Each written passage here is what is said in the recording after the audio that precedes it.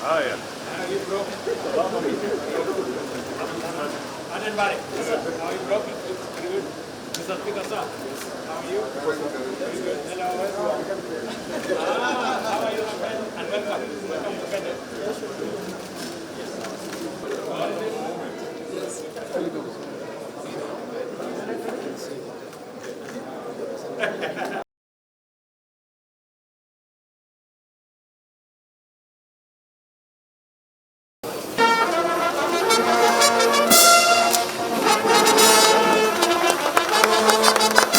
There's one here.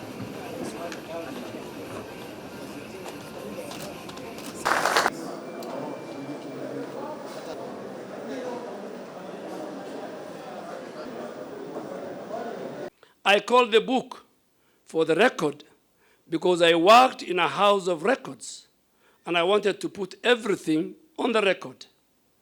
Anyway, after 3 years in the works, this book is here, ready for launch. Today, Your Excellency, is a special day. I am so happy to be standing here to lift the veil about the country's politics and its leadership. Distinguished colleagues, guests, and book lovers, for those who have not read the book, I will not want to spoil it for you, but perhaps I'll just tell you that it is the story of my life, my earliest memories as a young man in Garissa. You know, before the CBC, the competence-based curriculum, I used to sit with my mom every night. All my siblings did. She did not go to school, but she used to check our homework after it was marked. She knew which questions I had answered incorrectly, and she taught me something which I apply to my family today. Also check that people know what they are doing and that they are doing it correctly. For instance, I don't speak French, but I harass my children when I see a cross or an X on their French homework. Those who have worked with me know that I seek to understand everything. Now you know where it all came from. And yes, my colleagues, and most of my cabinet colleagues sitting here, and my boss, Your Excellency, Mr. President, and your deputy, you too have stories. And if we suffered a few years ago, is there anything to go by? You owe Kenyans books. I know that right now you are very busy, but when you get the time, please pen down your memos. The first bombers, Your Excellency, at least we were there, myself and Honorable Kipchumba spoke. But in the second bombers, because we were no longer part of their club, you are the only one who was there. And we felt for you as you watched from the TV screens that what will they do to this man? But God gave you the courage and the patience, and you took a lot of time. I drew a lot of lessons from your patience. They were heckling you and you said, so is it? You think so? You know, someone's like, you think so?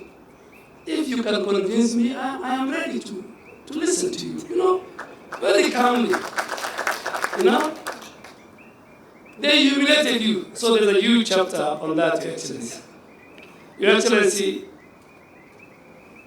my journey with you in ODM in 2005, and for record, the only time in my political journey with the President, and he allowed me a sabbatical leave, agreed, was during the 2010 Constitution.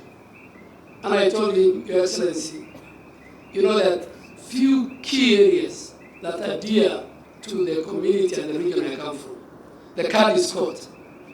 And today when I look back, I am so proud that even during that referendum, where the former Prime Minister, the former President, the former Vice President, the whole government was on one side and you on the other side, you managed to get behind you over 2.5 million Kenyans. Aden Duale is a solid, trusted, and dependable friend and Kenyan. I have walked and worked with him for 16 years. In that 16 years, we've gone through every kind of political experience and situation imaginable. In ODM, in UDM, in Jubilee. Together we founded a political home in URP, in UDA, and finally in Kenya Kwanza. Bare is a trusted and trustworthy person and has no time and place for political betrayal, backstabbing, and the use and dump philosophy perfected by many. I don't want to say who. When I found out Duale was writing a book, I was not surprised. In the years I have known Aden Duale, candor has been his most consistent quality. But candor is not enough if one does not have a story to tell and a message to deliver. The value of this book is that it tells a complete story. Often most people have a version of events and therefore fail to grasp the full import of certain actions and words, especially those of men and women in public life and political office. Honorable Duale has provided unprecedented access to 2 decades worth of political action, conversation, and events.